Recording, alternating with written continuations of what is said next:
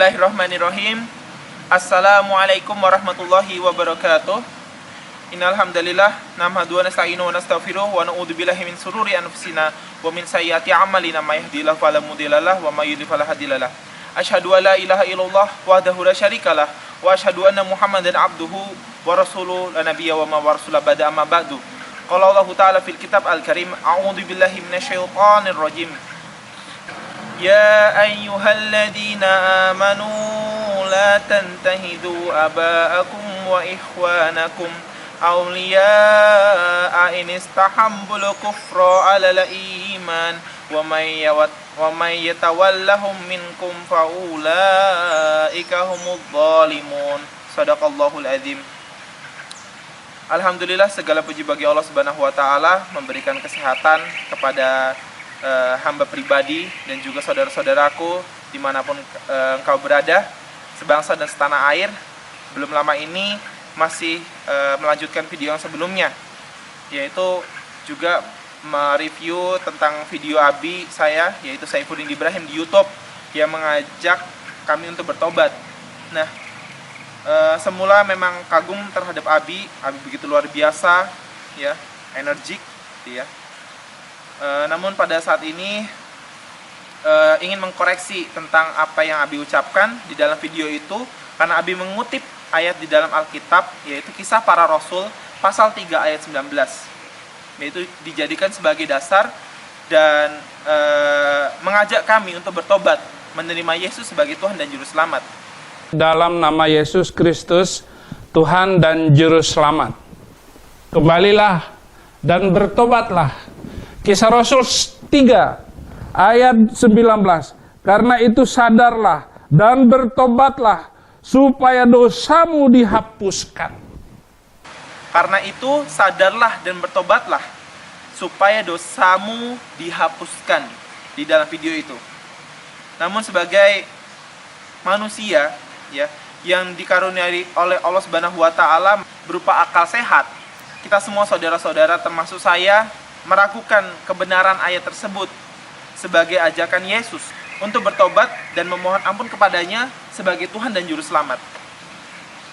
Abi sebagaimana yang Sadam sudah tegaskan bahwa tidak ada satupun ayat di seluruh Alkitab, ya, dari Kejadian sampai ke Wahyu, bahkan sampai Wahyu sampai ke kitab Kejadian lagi, di mana Yesus itu mengajarkan, memerintahkan umat untuk bertobat dan memohon ampun kepada beliau, kepada Yesus, kepada Nabi Isa. Tidak ada.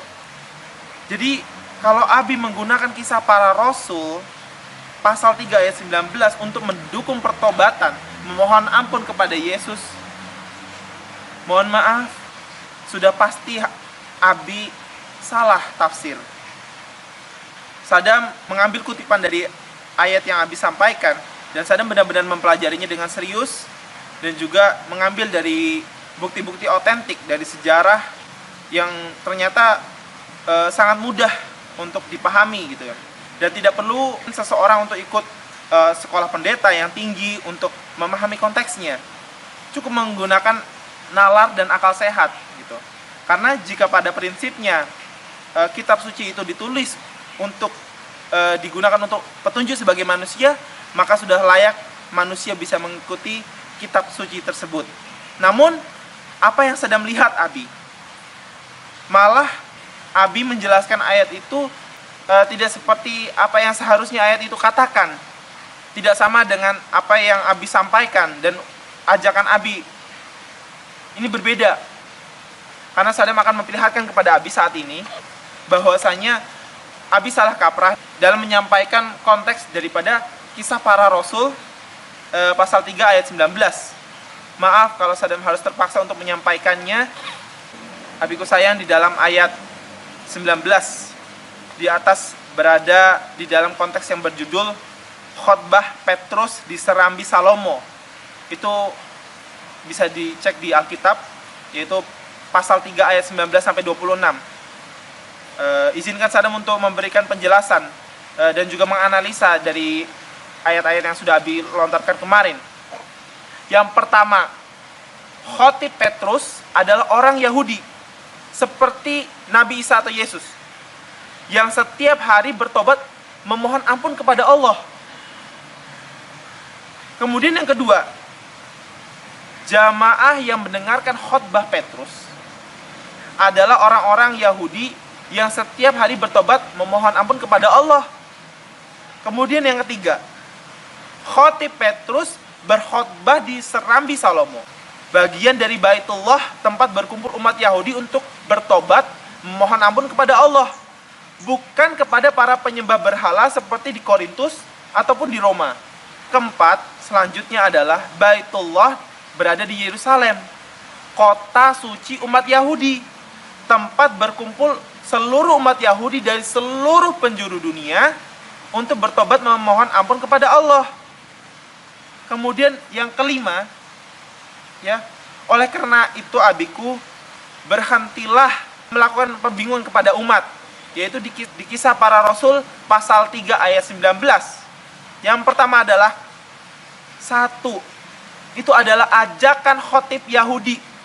Kedua, kepada jemaat Yahudi. Ketiga, di rumah ibadah umat Yahudi. Keempat, di kota suci umat Yahudi, untuk memohon ampun kepada Allah, Tuhan yang disembah orang Yahudi. Tidak ada kata-kata menyembah Nabi Isa di situ.